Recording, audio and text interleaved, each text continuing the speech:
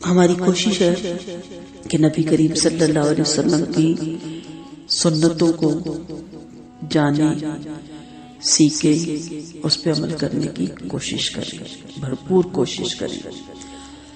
آپ صلی اللہ علیہ وسلم کی سنت آپ کی تمام زندگی ہے، آپ کی تمام سیرت ہے۔ چند اذکار یا چند افکار یا چند اعمال یا چند اقوال آپ کی سنت نہیں ہے، آپ کی تمام زندگی ایک سنت ہے، آپ کی زندگی گزارنے کے طریقے ہیں، جس میں ہمارے لیے اتباع اور اطاعت رکھی گئی، اور اسی میں ہمارے لیے اجر و ثواب رکھا گیا۔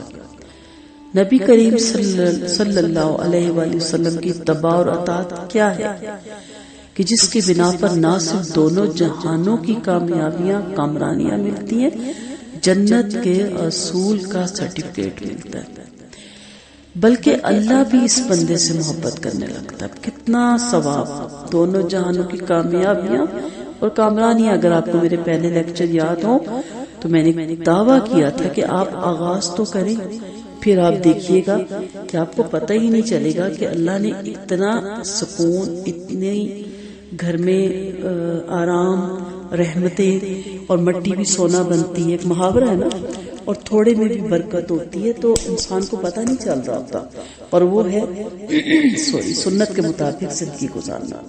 پھر جنت کے اصول کا سرٹیفکیٹ، آپ جانتے ہیں نا، حوض کوثر سے روک دیا جائے گا ایسا شخص جو بدعت کے طریقے سے زندگی گزارتا رہا۔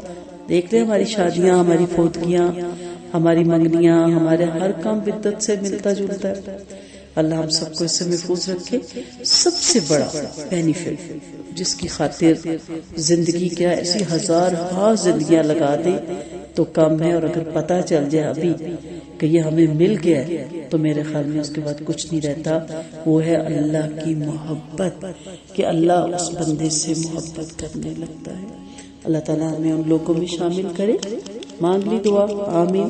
تو شامل ہونے کے لیے ہمارے پاس سب سے بہترین طریقہ کیا ہے کہ ہم نبی کریم صلی اللہ علیہ وسلم کی اتباع اور اطاعت کریں۔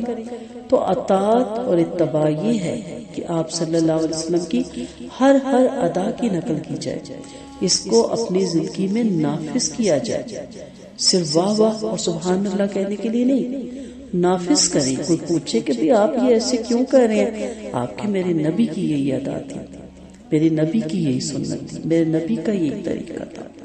آپ صلی اللہ علیہ وسلم کی عطاؤں پہ جان قربان کی جائے۔ تو چلیے آج دیکھتے ہیں کامیابی بخشنے والی سنتوں میں سے ایک اور سنت، اور جو آپ سنیں گے تو پھر آپ دیکھیں گے کہ کس قدر اس چیز کو بھی تبدیل کر دیا گیا۔ نبی کریم صلی اللہ علیہ وسلم سیدنا عبداللہ بن مسعود رضی اللہ عنہ کے پاس تشریف لاتے اور فرماتے ہیں مجھے قرآن پڑھ کر سناؤ۔ سیدنا ابن مسعود رضی اللہ عنہ عرض کرتے ہیں آقا میں آپ پر تلاوت کروں حالانکہ آپ پہ تو قرآن نازل ہوا؟ آپ صلی اللہ علیہ وسلم فرماتے ہیں مجھے یہ چاہت ہے کہ میں اس عظیم برکت والی کتاب کو دوسروں سے سنوں۔ سیدنا عبداللہ بن مسعود رضی اللہ عنہ سورۃ نساء پڑھنی شروع کر دیتے ہیں، یہاں تک کہ آپ سورۃ نساء کی جب اس آیت پہ پہنچتے ہیں فَكَيْفَ إِذَا جِئْنَا مِنْ كُلِّ أُمَّةٍ بِشَهِيدٍ وَجِئْنَا بِكَ عَلَىٰ هَٰؤُلَاءِ شَهِيدًا۔ بس وہ کیفیت اور سما کیسا ہوگا جب ہم ہر امت کے گواہ پیش کریں گے اور آپ کو ان پر گواہ کے طور پہ پیش کریں گے۔ آپ صلی اللہ علیہ وسلم نے فرمایا اب کافی ہے، حسبک الآن۔ سیدنا ابن مسعود رضی اللہ عنہ آپ صلی اللہ علیہ وسلم کی جانب نظریں اٹھاتے ہیں تو کیا دیکھتے ہیں کہ آپ کی آنکھیں اشک بار ہیں۔ اسے آپ صلی اللہ علیہ وسلم کی آنسوؤں کی بھی سنت کہہ سکتے ہیں، آنکھیں اشکبار ہونے کی بھی سنت کہہ سکتے ہیں۔ اب پہلی چیز جو اس میں آپ دیکھتے ہیں تو کیا ہے کہ قرآن دوسرے سے سننا۔ آج کل تو آپ کو پتا ہے اتنا سہولت ہوگی، ہمارے واٹس ایپ پہ ہر قرآن کی قرات ہمیں مل جاتی ہے۔ تو اس سنت کو فالو کریں، ضرور سنیں. اور اگر گھر میں اپنے بچوں کو آپ نے انشاءاللہ پڑھایا ہوا ہے، آپ کے اسٹوڈنٹس ہیں یا کوئی بھی دوست ہے، اسے کو آپ قرآن پڑھو. میں سنتی ہوں کیونکہ جو سننے میں مزہ آتا ہے نا وہ کسی چیز میں نہیں آتا. تو پہلی سنت یہ. دوسری یہ کہ اس کا ترجمہ آتا ہوگا تو تب نا. آپ صلی اللہ علیہ وسلم کو ترجمہ آتا تھا، اس کا شان نزول، سبب نزول، اس کا بیک گراؤنڈ معلوم تھا. جب وہاں پہنچے تو وہ رو پڑے. میں جب عربی قرآن کو سنتی ہوں تو ان کی ہچکی بن جاتی ہے. اب ترجمہ نہ آتا ہو تو ہم کہ ان کی کیوں ہچکی بن گئی. یقین کریں میں ایک دفعہ فیصل مسجد میں انٹر ہوئی، جماعت کھڑی تھی، میں جلدی جلدی جماعت میں کھڑی ہو گئی اور سورۃ فاتحہ کمپلیٹ کی. تو انہوں نے کون سی آیتیں پڑھی کہ اے انسان تجھے اپنے رب کریم کے بارے میں کس چیز نے دھوکے میں ڈال رکھا ہے.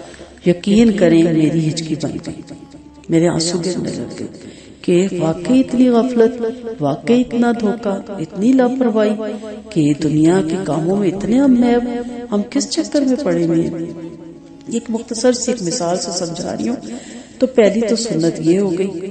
دوسرا یہ کہ ترجمہ ضرور آتا ہو. تیسرا یہ کہ قرآن کی سماعت کے بعد بے آواز رونے سے خشوع پیدا ہوتا ہے، نہ کہ چیخو پکار کرنے سے. آرام سے آپ آنسو سے روئے اور کوئی ممانعت نہیں ہے. آپ جب آپ نماز میں سورۃ فاتحہ کے بعد کوئی سورت ملائیں، پھر وہی بات ہوتی ہے حفظ آئے گا، کیا ہوگا تو ملائیں گے. ہم نے تو سورۃ کوثر اور سورۃ اخلاص بس چھوٹی سی رکھی ہوئی ہے. پھر اس کا ترجمہ آتا ہوگا تو رونا آئے گا نا، پھر اس کی تفسیر معلوم ہوگی تو رونا آئے گا نا. پڑھیں کبھی الہاکم التکاثر، سوچیں حتی زرتم المقابر، قبروں کی تم نے زیارت کر لی. پھر دوسری اس میں جو اگلی چیز ہے کہ آپ صلی اللہ علیہ وسلم نے قاری سے کہا بس کافی ہے، صدق اللہ العظیم نہیں کہا. یہ نبی کریم صلی اللہ علیہ وسلم کی سنت سے ثابت نہیں ہے، یہ ہمارے اندر کہاں سے آیا واللہ علم. ہر جگہ ایسا ہی ہے، جیسے ہی قرآن کمپلیٹ ہوتا ہے ہم کہتے ہیں صدق اللہ العظیم. ہماری گواہی کی ضرورت نہیں ہے کہ اللہ عظیم نے سچ کہا، وہ تو سچا ہے، اس کا کلام سچا ہے، اس کا اسلام سچا ہے، اس کے پیغمبر سچے ہیں. ہمیں کہنے کی ضرورت نہیں، اس کو چھوڑیں، یہ آپ صلی اللہ علیہ وسلم کی سنت نہیں ہے. اور پھر اگلی چیز یہ ہے کہ آپ صلی اللہ علیہ وسلم نے اپنے علاوہ دوسروں سے قرآن پاک کا سماع پسند فرمایا، یعنی ان کو اچھا لگا. نبی کریم صلی اللہ علیہ وسلم اپنے صحابہ کرام رضی اللہ عنہ کی معیت میں اپنے پیارے لخت جگر حضرت ابراہیم علیہ السلام کے پاس آئے، اس حال میں کہ وہ اپنے دودھ پلانے والی کے پاس تھے. آپ لیتے ہیں، چومتے ہیں، سونگتے ہیں. پھر اس کے بعد صحابہ کرام ایک مرتبہ صحابہ کرام رضی اللہ عنہ ایک مرتبہ داخل ہوئے تو ابراہیم کو اس حالت میں پایا کہ وہ موت کی آخری اشکیاں لے رہے تھے. آپ صلی اللہ علیہ وسلم کی آنکھوں سے سیلاب امڑ پڑا. سیدنا عبد الرحمن بن عوف بول اٹھے، یا رسول اللہ آپ ہی روتے ہیں؟ آپ نے فرمایا یہ تو اشک رحمت ہے، آنکھیں اشبار ہیں، دل غم گسار ہے. ہم وہی بات کہیں گے جو ہمارے رب کو راضی کرے. اے ابراہیم ہم تیرے دنیا سے جانے کی وجہ سے افسردہ ہیں. اس میں بھی آپ دیکھیں آپ صلی اللہ علیہ وسلم میت پہ روئے لیکن چیخو پکار نہیں کیا، نوحہ خوانی نہیں کی، حالانکہ ان کی اولاد ان کے پاس سے جا رہی تھی. پھر آپ کی طریقہ دیکھیں کہ آپ صلی اللہ علیہ وسلم نے